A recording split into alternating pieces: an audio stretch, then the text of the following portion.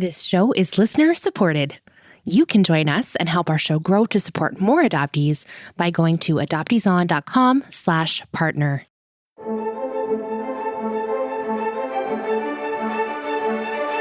You are listening to Adoptees On, the podcast where adoptees discuss the adoption experience. I'm your host, Haley Radke. Before we get started, I want to let you know how much it means to me that you are showing up here to listen to adoptee voices.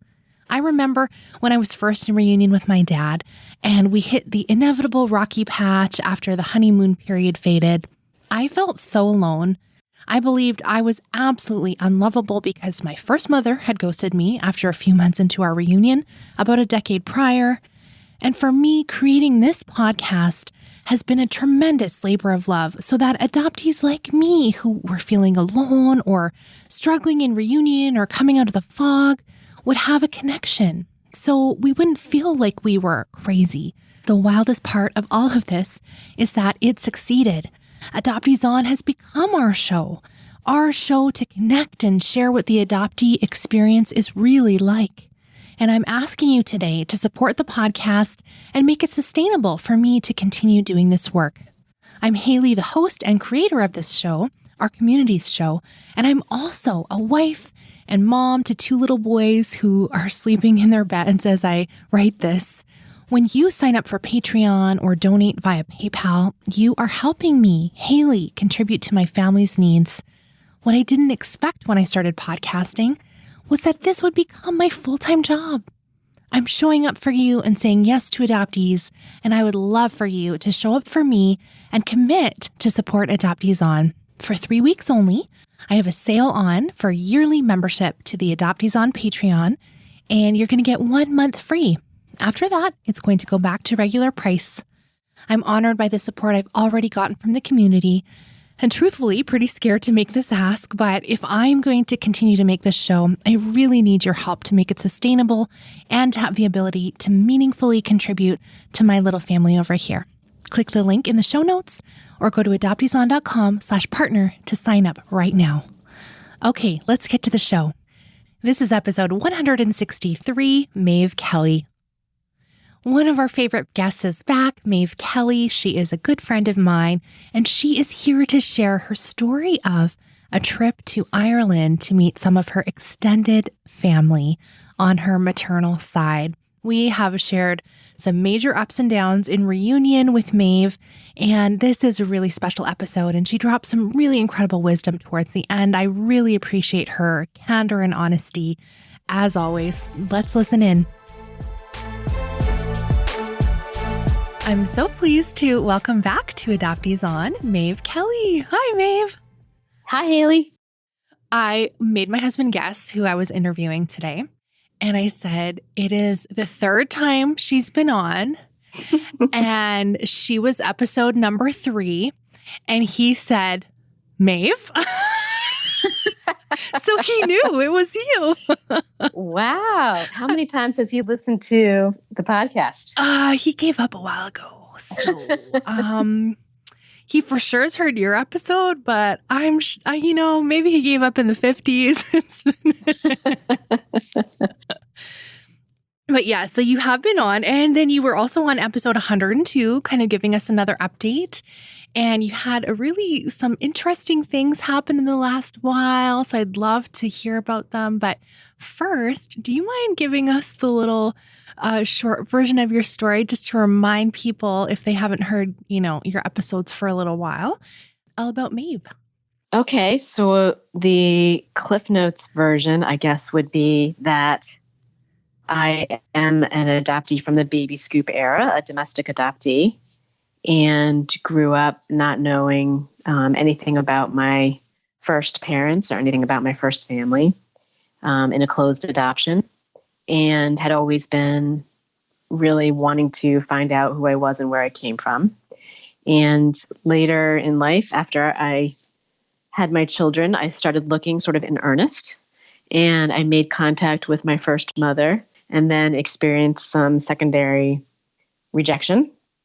And I was sent a cease and desist letter from her lawyer after we'd had that one phone call, which I kind of describe in detail in the first episode, which is, as you know, is the first time I'd ever told anyone that story. Mm-hmm. And after a couple of years of sort of shoving my feelings back into a box, I wound up making contact with her other children, my siblings. And I think I discussed that in the first. No, I don't think I do. I think I left the first episode with I had not made contact with them, but I wanted to. Yeah, I think we talked about that, and you've been on off script too. So Jeez. I'm a little overexposed. I hope people aren't sick of me. Well, I guess if you're friends with me, people kind of just keep getting on. I don't know. Right. So let's see. Okay. And then Cliff Notes version, I made contact with them. And then my mother would not tell me who my father was. And I was sort of desperate to find that out. And I kind of resigned myself to perhaps never knowing, and was in a really dark place for a long time. And suddenly, sort of out of the blue, I got a hit on Ancestry and found out who my father was in the course of about a day by Googling and doing some other sort of internet sleuthing. And I have since reunited with him, and that's been a really wonderful, unexpected discovery and development for me. So I think that was where we left it the last time we talked. Yeah. And I don't know. I was so excited for you. And we've talked a little bit since then about there's still challenges, even in a nicer situation, I would say, with your bio dad. But can you tell me about connecting with some of your extended family on your maternal side? Sure. So I had only made contact with my two siblings at first, and that didn't go very well. I met them both one time, and I didn't do anything else in order to meet anyone else because I just felt really low about those meetings. I did not really feel accepted. They didn't really share much, and I knew sort of that there was a very large extended family in Ireland. I did a little research on my own, but I didn't try to make contact with any of them. I really just didn't have it in me. Mm-hmm. I had felt so rejected for so long, first by my mother and then by my siblings. I just didn't have it in me.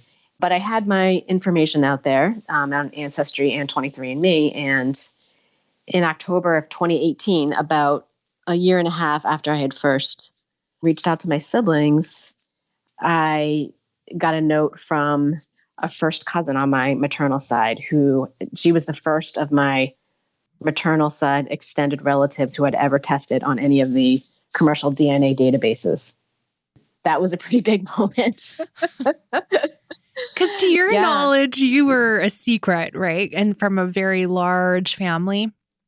Yes. So I was definitely a secret. I knew that from my siblings, who told me that my mother had never told anyone about me, including them, including her husband. She was planning to take it to the grave.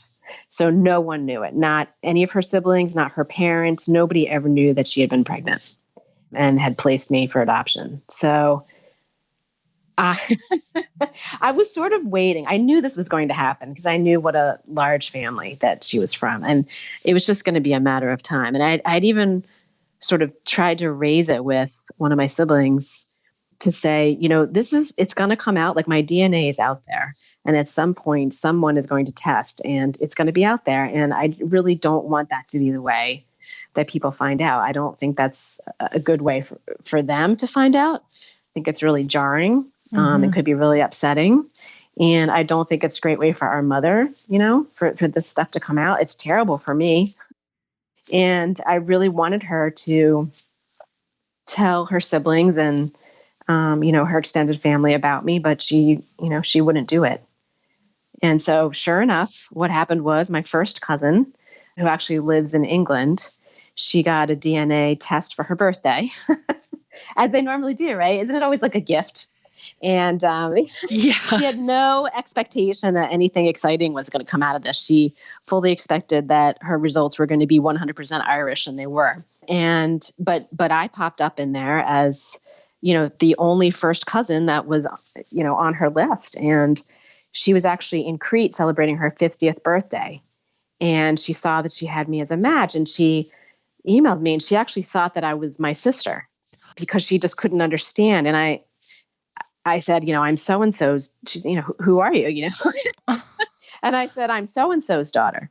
And she said, so you're so-and-so. And I was like, no, I'm actually her first child.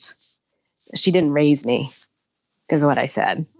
And from there, we kind of took it from there. And she said, I was rereading some of the texts that she had sent me before, we spoke this evening, just kind of reminding myself of what that was like. And she sent me a text very soon after we had made contact. And she said, I believe I'm the only member of the entire family who knows about you.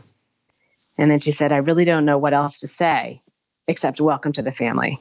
I cannot wait to meet up with you, and we will never let you go. Wow. I have goosebumps hearing that, even though I think you told me that a while ago, but did you believe that? Because you've had some not so great receptions. No, but I tell you, it was the opposite of the reception that I had gotten from everybody else. In any other time I had ever tried to reach out to anyone, it was always with a lot of distrust and a lot of, they responded to me with some hostility.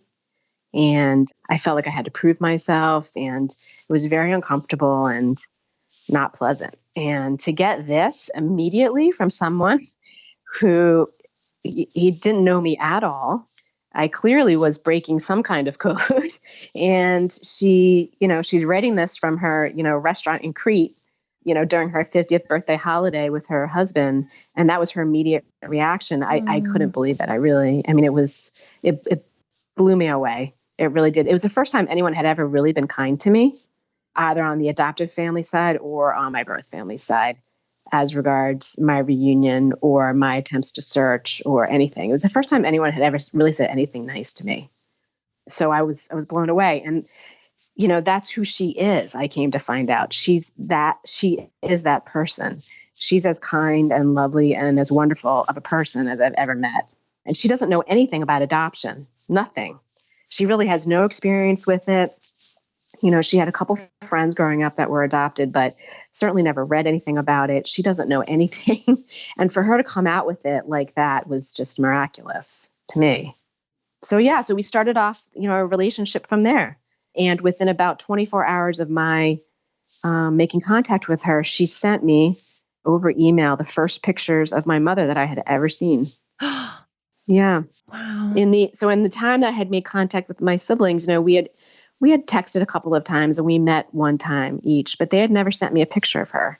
And so my cousin is the one. She sent me what pictures she had on her phone, and then she went home to her home and she took pictures that she had on her. She took photos of pictures that she had on her mantle, and she sent them to me immediately. Without any reservation.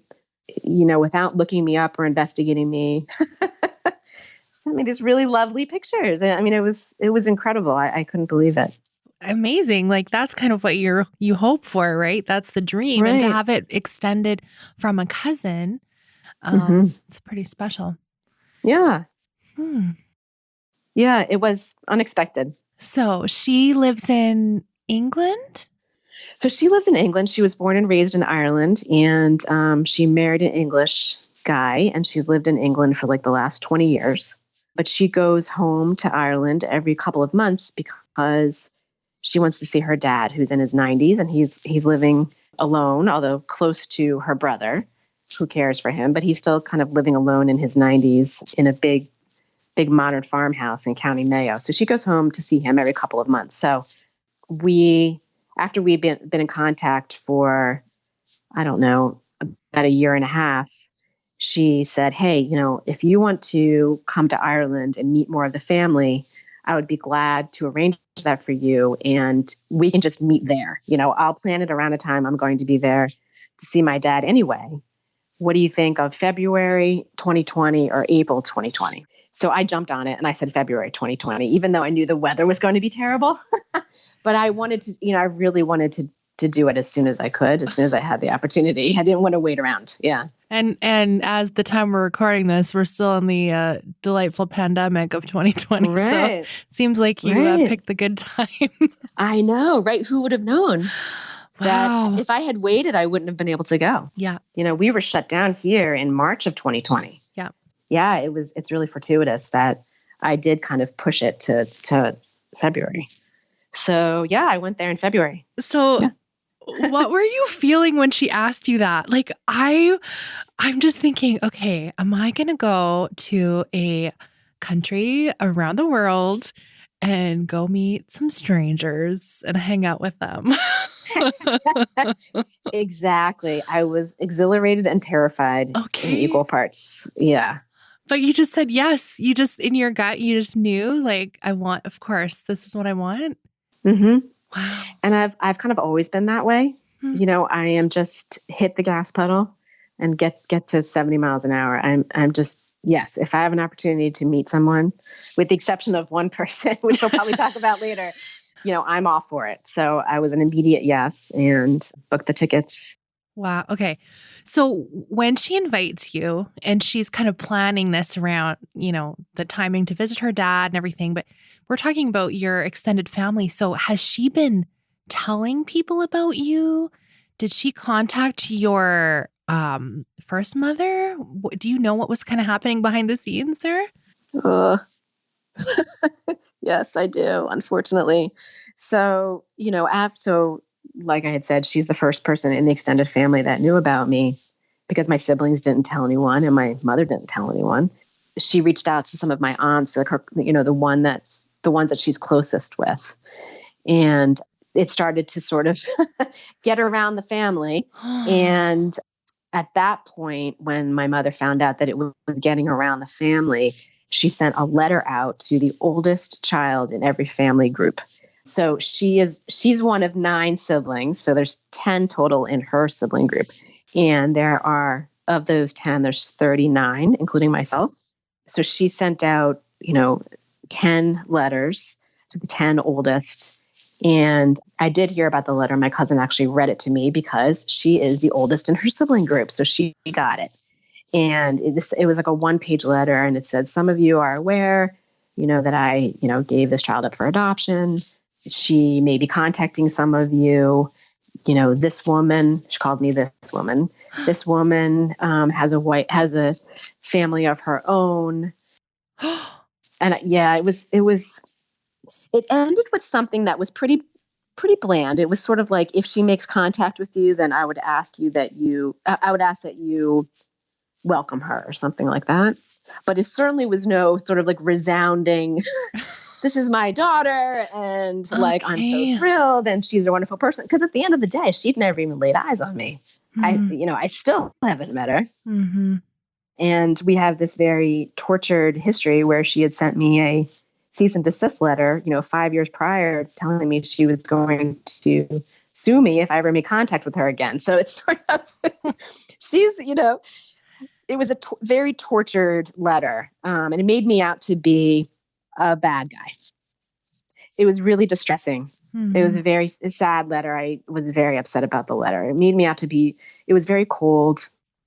So at that point, it was out there for sure. Now everyone definitely knew who I was. Yeah. Then my cousin could sort of talk more freely about me. And when I decided to come out in February of 2020, she started making plans a couple of months ahead of time to set up meet and greets for me. And did you have second thoughts when you knew that everybody got this letter blast, or were you still just like, no, I want to know some of these people? Like, I don't know. It just feels so scary to me. You're so brave. Sometimes the things that you do, I'm just like, wow, I'm in awe of you. I had so many second thoughts. Okay. So you are human. Third thoughts, fourth thoughts, and fifth thoughts. Yeah, I really did. I mean, it was really, really difficult. Yeah, my cousin was really honest with me that she'd had some very tough conversations with 2 of my aunts in particular, who just couldn't understand why I wanted to meet any of them and just couldn't understand why I couldn't just go away. One of them said to my cousin, she has a family, meaning my adoptive family. Mm-hmm. So and I'm glad my cousin was really honest with me about that. I would much prefer the honesty. I think I'm sort of like a lot of adoptees in that I need truth. I really need truth. I need honesty. I cannot stand it when people act like they like me when they don't, or what have you. Like, I can deal with honesty and truth. So I was glad she told me all of that. So I was more prepared, and I didn't try to win them over. So when I went over there in February, there were 2 aunts who didn't want to meet me.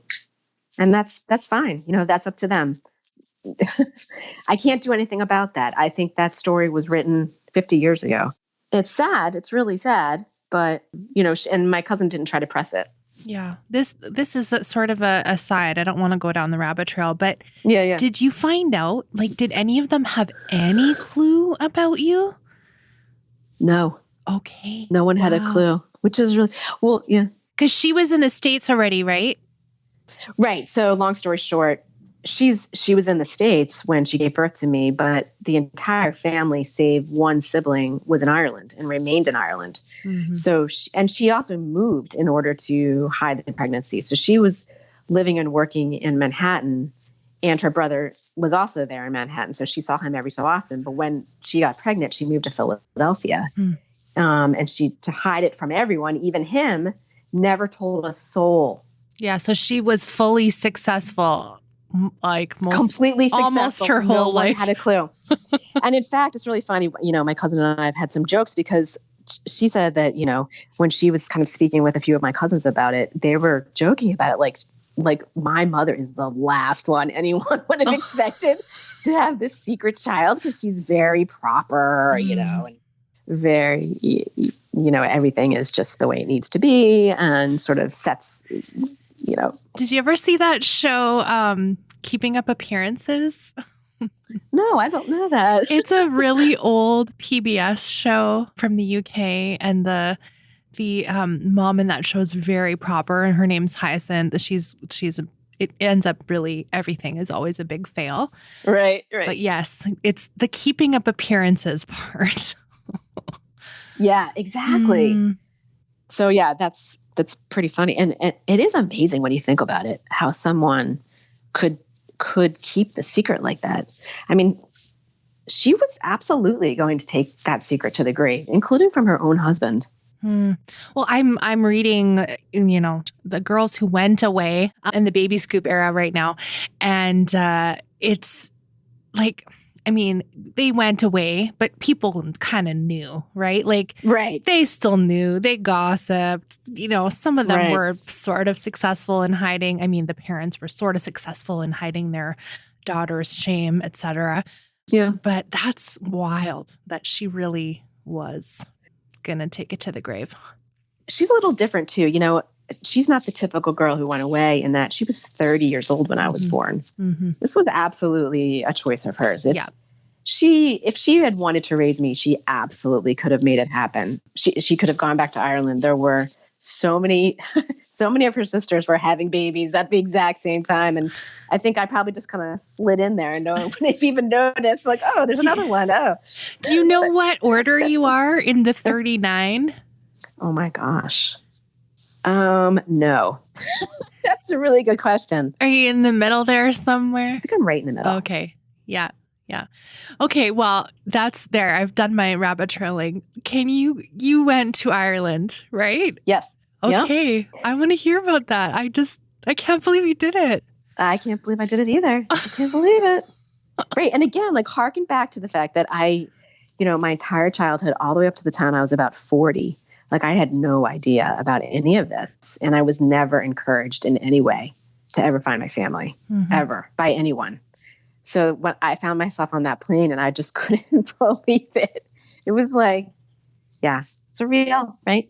So I flew out I worked all the way up till Wednesday. The thing is, when I was preparing for this call tonight, Haley, I realized I have not processed this at all.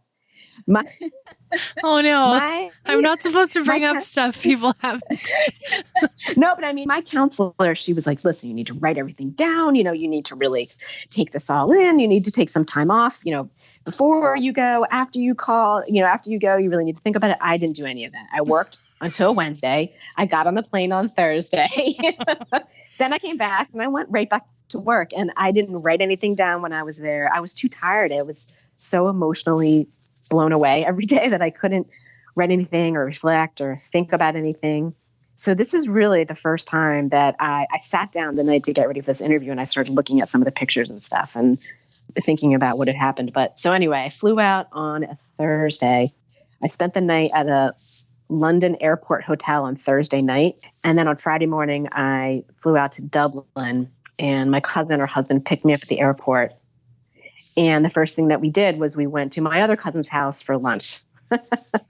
So right from the airport, here we go. And my cousin had set up this sort of weekend itinerary where every day we were meeting with new groups of cousins, new family groups that she had set up perfectly, like to the hour, and they were prepped and primed for me to be there. So I would walk in and it's just like, oh, hello. It's like everyone's waiting for me. She knew, like, they knew exactly what time we were getting there. It was so organized. She did such a wonderful job. So every day I was there, I had different groups of people I was meeting with, different relatives. So my first day I met with, right away with my cousin, our mutual cousin, and her husband and daughter. And then I went and I stayed that evening. So we stayed at my cousin's dad's house. I had said that her dad is in his 90s and he lives alone. So we all stayed in his house, which was fantastic. It was so much fun. Oh. He's such a gentleman, and that was such a great place to stay. I had the whole sort of upper floor of the house to myself, which was really nice. Had you ever been to Ireland before? I had. When I was 14, I went there. It's a really painful memory. Very coincidentally, my adoptive father, his entire extended family from many generations ago is from the same county, County Mayo, as I am from. And my adoptive father was really into genealogy and Irish history. And he brought us to County Mayo when I was 14, and we looked at graveyards and we went to cemeteries, and he, walked into sort of like restaurants that had the name, my adoptive father's name, last name, trying to like find relatives from hundreds of years ago. So his family had come from Mayo hundreds and hundreds of years ago. Little did I know that at that time, my entire extended family was in the same county. And I probably crossed paths with one of my 36 cousins during that time frame. My grandmother was living about 10 minutes away from where I was when I was 14 years old at that little bed and breakfast. So I had been back there, and it was a very painful trip for me. And then going back it brought back a lot of those memories. Of course, I had no idea that I was from Mayo, but I do now. And I actually, when I was there, everything kind of came back to me about being there and all that. So, did it redeem anything for you? Or was it more just like, oh my gosh, I can't even think about that right now? I couldn't think about it. It was so painful. I couldn't think about the fact that there I was trailing. I have a distinct memory of trailing behind him and my adoptive brother, who was their biological son, as they were looking at cemeteries and dusty old books in churches to try to find some evidence of their ancestors, when in reality, my grandmother was 10 minutes away, who's dead. And I will never meet her. And she never knew I existed. It was very painful. It was really, really painful to think about. Yeah. But anyway, back to the good part. Yeah. Yeah. So then Saturday morning, my cousin brought me over to Foxford, which is where, my entire family lived, including my mother being raised. And I met with her oldest sister, who's in her 90s, and she has 6 children, and 3 of them were there to meet me, which was really amazing, including the oldest of the grandchildren. So the oldest of my cousins, a guy named Francis. I think he's like 60 now, 60 years old. And he is a very soft-spoken introvert, I could tell. And definitely not, a gregarious kind of guy that's going to be the life of the party. And he was kind of standing away from me a little bit. And at one point, he kind of took me by the elbow and he took me into the next room and he looked at me like straight in the eye and he said, "I want you to know that you are welcome here." It was crazy. I was like, what is happening? Did you cry? I'm crying. Well, I cried. I didn't. I kind of held it together for that. I did cry when I met my aunt. So this would be the oldest of the siblings, of my mother's siblings. She's such a lovely, lovely lady. And it's a tiny house in Foxford, right? She lived there for 50 years. And they put her right next to the stove in the kitchen so that she could be warm. Because again, remember, it's February in Ireland. It's really cold. So she's sitting there next to the stove with the stove on to be warm. And they had left a chair there for me to go sit there right next to her in the kitchen. And I walked in and she, she's like 92 years old, and she pats the chair, and she's like, come over here to me, and she just looked at me and she was like, you are the image of your mother. And it was so sweet. And the thing was, I remember when I first made contact with my cousin, she was like, oh, her name is May. Everyone's really afraid of Auntie May. What is she going to think about you? What is she going to think about this situation? Because she's really, she's like the head of the family, and she doesn't, she's going to be the tough one. She was not the tough one. She was so sweet and loving and gentle. And I just sat there the whole time next to her, just kind of, and she held my hand. It was incredibly meaningful. And again, this is the first aunt or uncle I've ever met. It was this moment, and it was just incredible. It was so, so meaningful. Such a gentle lady, who grew up in a time where, having a child out of wedlock is basically, you're doomed to eternal damnation. Right. Mm-hmm. And she was able to step out of that and just look at me as a real person, and as a member of the family. So it was really beautiful. And then each one of my cousins actually who were there, Francis started it, and he took me aside, and I said, what he said to me. And then the others also individually, they each took me, they didn't just kind of stand back and be in the conversation, but they each took me individually into the next room to have a conversation with me, which was, again, like so unexpected and so meaningful. So that was such an emotional time for me. And then the next... Were you just like a wreck every night, like crying in your pillow? I was a wreck every day and every night. It was so hard. It was so hard. Then I won't belabor it, but then I went on a funny murder mystery excursion with like 5 of my women cousins. We had a blast that night and just went off, and, I spent time with me and, 5 cousins. And the whole time I'm like, I cannot believe this is happening to me. Here I am with all these cousins. Like, I'm related to them. I'm just as related to them as they are to each other. I couldn't wrap my head around that. Like I really am. Like these are my actual cousins. These are not my adoptive cousins. These are my actual flesh and blood cousins. I had to keep telling myself that because I just couldn't believe it. So then kind of weekend went on, and, it was the same thing where my cousin would set me up with these meetings at the various family homes, and I would hang out with people, and then I would go back to the house and collapse.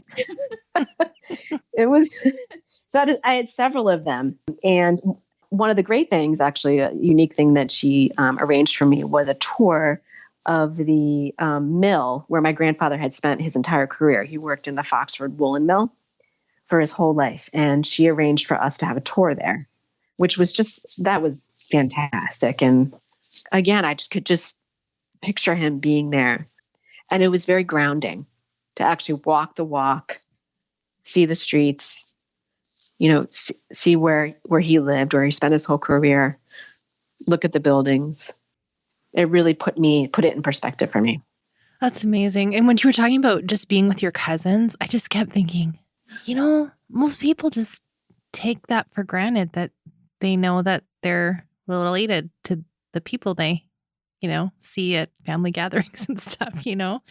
And then juxtaposed to you following around your adoptive dad, looking at gravestones when you have no connection. That's really poignant for me, because one of the major fights I had with my adoptive parents was like showing me this folder full of genealogy stuff. And I was like, this is not my history. Right. Like there's no recognition. Like this is so important to me, but yours shouldn't be important to you. Right. That's interesting that those things like all would just come together, of course, on a trip like Mm-hmm. this. Right. Right. Mm-hmm. Yeah. So I met my only living uncle who lives in Foxford. He again was as gracious and as polite and welcoming as I could ever hope. I met another one of my aunts. So I met my oldest aunt and my youngest aunt. So, of the 10, the 10 siblings in that group, there's one in her 90s and one in her 70s. So the last aunt that I met was in her 70s. And that was where I saw the most resemblance to me. Mm. Was sort of the last day when I met that aunt, for sure. A lot of resemblance, which was really, really fun, actually. Did anyone tell you anything about your mother when you were there? Did you even ask, or was that kind of like not really on the table? So people would make it a point of showing me pictures of her when I was in their homes. One thing that they did was each one of them, whether it was one of my actual relatives or whether it was an in-law, would show me family pictures. And they'd always point out my mother and say, there's your mother, in a very nice way, a very loving way. They didn't really talk too much about her personality, a little bit here and there. But no, they didn't really tell me that much. No. I didn't ask either. Mm-hmm. I just wanted to be there for me. Yeah. I didn't want to make it about her at all. I really wanted to be about me. And the whole story didn't really come out, And if anyone asked too much about it, I just tried to keep it really light because, I had kind of been warned that I was making people uncomfortable or what have you. And that, people felt like they needed to choose between me and my mother and all of that. And that's like the last thing I want to do is make people feel uncomfortable. So I just made it about me. And I just was so happy to be there and thanking people profusely and stuff like that. And just trying to have fun, trying to keep it light, right? Making jokes about, well, surprise, it's like that. You have another cousin. Here I am, And of course, being American, that's, I can always joke about that as well. Apologize for whatever the Americans have done lately. That's embarrassing the world. So yeah. So I don't even know how many people you met. It would be hard for me to keep track of that many names and faces and day after day. How did you wrap up and end the trip? And I know you went right back to work after, but there must have been some processing on the plane home. Oh my gosh. I think I just collapsed on the plane home. I was so exhausted. I was so unbelievably drained. Because the other thing was, I am very much an introvert, and it is really difficult for me to be in those situations. And I really felt like I needed to perform. I really, really felt like this was it. I've got to do this. Like, I've got to get these people to like me. I need to show them that I'm not crazy. I need to show them I'm not out for their money, and they don't need to be afraid of me. I'm just a normal person. I need to be likable. I need to be smart. I need to be the kind of person that they are going to want to continue to have a relationship with. So it was exhausting. And I did it, for 4 days straight in several different environments with all of these people who were like gathered in order just to meet me. And I collapsed. I just collapsed after that. I had nothing left in the tank, So, yeah. And then I came home and I just sort of went right back to work, and I haven't thought about it that much. I mean, of course I thought about it, but I haven't really sat down to be like, wow, what just happened there? Like, okay. You know what? I can't believe that just happened. I really appreciate you saying all the things that you were trying to hold together. Because I think so many of us hold that in reunion, and it is another reunion of sorts, right? Even if it's extended family, it still is completely legitimate. It counts, whatever you want me to say about that. But to try and prove yourself, like that feeling is kind of always with us. Like, you still like me, right? And, especially, I don't know, like, did you hear anything after the trip, like from your mother? I keep asking about that because I know it was such a huge conflict. Not before, not after the trip, but I did hear before the trip. So, I went in February of 2020. In December of 19, she got wind of the fact that I was planning this trip, and she emailed me. And this is the first time she's ever initiated contact with me. She emailed me and suggested that we should get together in January, the next month, that we should meet, and sent me some dates that would work for her, for me to travel to meet her. And she also indicated that she felt like it would be better for the family, that they would be more comfortable with me if I met her before I went. And that wouldn't I agree that it would be better for them that I would do this. And it ruined my Christmas, Haley, because this came in like the middle of December. And I was already so worked up about this trip, thinking about it and stressing about it, and really just beside myself, thinking, the anticipation of it. And then I get this email out of the blue. I had really made peace with the fact that I was never going to meet her. And then she sends me this, and I spent a lot of time reflecting about it. And I talked to my counselor about it a lot. And I came to the conclusion that I wasn't going to do that, and that there was nothing good going to come out of that for me. And it was really, really clear that the only reason she wanted to meet me was because I was going to Ireland. And she thought that would reflect badly on her if we hadn't met before then. And she kind of didn't want that to be the story. And it also was really clear to me that it was going to be a one-time deal. And I just wasn't willing to do that to myself. She had said some really hateful things to me on our one phone call. And I was picturing her say those hateful things to me in person. And I was picturing myself not able to recover from that. And so I wrote her a long email back that I probably spent like a week doing this email, but I sent her a long email back in which I, said something to the effect of, I appreciate her reaching out to me and I would love to continue our communication, but I am not ready to meet right now, but I would love to hear from her again, and I explained that I'm very afraid of, of what she would say to me if we met in person. And I'm very afraid that she only wants to meet me one time. And I didn't think that I could handle that. And she never replied. Well, no, I take it back. She did reply. She said something like, I can understand why this is not a good time for you. Maybe we can meet some other time. That's what she said. And then I never heard from her again. So I was right. I mean, she didn't want to meet me for me. She wanted to meet me because I was going to Ireland. That's why. Mm-hmm. So it wasn't about me. So that was really hard. That was really, really hard. It was kind of another holiday that had been ruined by adoption. I don't know about you, but like every holiday is ruined by adoption for me. And for some reason or another, I was like, darn it. I wanted to have a good Christmas. I was really angry that Christmas. I was like, she did it again. Well, we may have voxed a little bit about this situation, and I recall it quite vividly, in fact. Yeah. Okay. Now, I'm going to put you on the spot here, I think. I wonder if you have any advice coming out of this for other adoptees, because if you'll recall in our very first call, I think we both said to each other, basically our mothers could do anything and we would run back to them.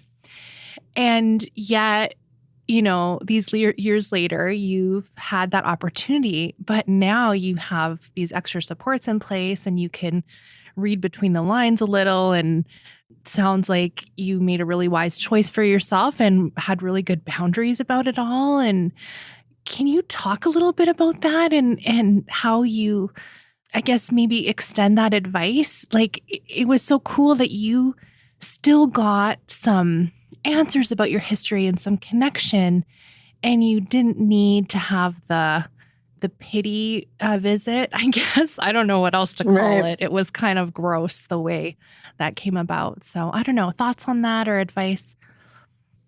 I can't give advice to anyone. I'm barely. I have no idea what I'm doing. The only advice I would have is just that you never know what's coming around the corner, and you really never you can't predict what's going to happen in this bizarre life of adoption. I never would have anticipated that my cousin would have reacted the way that she did. Never. I never could have anticipated that I would be at a place that I would decline to meet my own mother. I guess just to be ready for anything and not to put too much pressure on yourself for anything, to ever handle anything perfectly. I do think a lot of these things are put in stone before we're even born. I think that two things that have come out of my experience over the last several years. One thing really hits me. I think that sometimes we're presented with situations that come out of the blue, and the way that we respond to those situations shows what kind of people we really are. And I think the way my cousin reacted to me in that moment when she was sitting there and getting that email from me and realizing who I am, it shows who she is as a person at her core. And I think the same is true, of my mother. I think she's shown the person that she is. And, you just can never know how any individual is going to react to these situations. And you kind of have to be ready for anything, I guess, and not put pressure on yourself to try to control the result or control how other people are going to act. Because sort of like the second big learning that I've had is, we can say the most perfect things in the most perfect way and explain things and just perfectly and write the most perfect letter and be the most perfect person. And the people who were meant to reject us are still going to reject us. And the people who were meant to accept us are still going to accept us. It's not our fault. None of this is our fault. This is the way people are and the way the story was written well before we were born.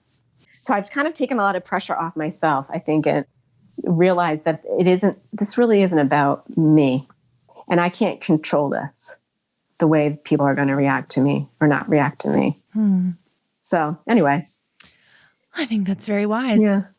Something I've learned from you, and I'll just check if this is how you indeed reacted in the several times or how you've reacted in the times you've had an opportunity to do so. When you've received communication or information, you have paused and really decided how you're going to respond, versus I know some of us, especially if we're communicating email digitally in some format, and we feel like we need to give that instant response. Mm-hmm. I feel like you're really good at the pause and considering before you responded. And I think that really helped you. Do you think? Mm-hmm. Yeah. I do. I think I made a lot of mistakes in the beginning for sure. I think, part of that is just my personality too. A little bit of self-preservation. Mm. Yeah, I always think it's good to pause. And of course, we need help with this stuff. I mean, trying to go about these sorts of monumental, life-changing, incredibly emotionally impactful events without help is impossible. I mean, we need each other, right? We need other adoptees like in our corner. We really need people. We need our adoption competent therapists along with us. I did make that mistake early on. When I first made contact with my mother, I was completely alone. I had no idea what I was doing. I was not in therapy. I did not know a single adoptee. I hadn't read anything about adoption. I had no idea what I was doing. I made so many mistakes. But, now that I've grown up a little bit, I've learned a lot, and I realize we really need our people along the way. Yeah. So that I've learned that. Yeah. Yeah, we really do. We can't do this alone. We can't. It's too big. This is way too big. This is more than one person can bear. It really is. It's overwhelming. Thank you so much for sharing about your trip. I'm so excited. We're going to do recommended resources. And I want to tell you that and this is only one good thing I can think of right now about the pandemic, is there are so many awesome online things happening for adoptees. And I finally got to see a play I have been dying to see, The Good Adoptee by Suzanne Bachner. I don't know if you've ever had a chance to see it in person, Maeve. I have not, but I know I've seen pieces on it or sort of write-ups on it, and I've always wanted to. And I was planning actually on going to see it, and then the lockdown happened. Yeah. But I know what you're talking about. Yeah. I'm sure a lot of us have seen the playbill for it anyway. It has been recorded, and I was messaging Suzanne a little bit back and forth, and she told me they are going to do another online adaptation of it as well. But I was able to rent it, I guess, and I was able to watch it, and I loved it. It's a one-woman show, and one of the most interesting parts of the play, I thought, if you like the tea spilling, I love that. If you listen to any of the things I share on the Adoptees Off script on the Patreon podcast, you'll know that about me. Yeah. She talks about hiring a search professional who probably a lot of us have heard her name before. She doesn't say her whole name, but she gives all the hints that you need to figure out who this is. And about the drama behind the scenes of that. And I was like, this is really interesting because I never needed help searching. And I know there's so many people that use search angels or do hire a private investigator and what that looks like. And so, yeah, if you want a little tea, that I feel like is one of the bonus parts of the play. But I really enjoyed it. It was really well done. And of course, I would love to see it in person, and I hope I will be able to sometime. But I really think it's kind of a great way to support an adoptee who's doing some really amazing creative work. And yeah, so I really enjoyed that. And I'll link to where you can watch it in the show notes, and you do pay to view it. Of course, we should pay adoptees for their art, and just like other artists. And then when there's a new version, I will let you guys know as well. I'm not sure the timeline on that, but yeah, so I really loved it and highly recommend. What did you want to share with us? If I could do two quick ones. So I had meant to bring up this piece that I just read today in Medium by Mindy Stern. I don't know if you know Mindy, but she's on Twitter quite a bit. I follow her, and she does this really great piece about how she met her birth father and coming out of the airport, what that was like to see him in the baggage claim. And it is exactly what it was like for me when I met my birth father as well. And also when I got off the plane in Ireland to go meet my cousin. I just think that she's such a great writer. And the stuff that she writes about, it really resonates with me. And the second one is, if I can give you a second one, is of course, Jasenia Parmer. And she has the I Am Adopted website, Facebook, Instagram, and Twitter. And this month, for National Adoption Awareness Month, she is posting just about every day a different story or an account by an adoptee, sort of giving each person the floor to kind of talk about their adoption experience in their own words. And I'm finding these pieces so moving.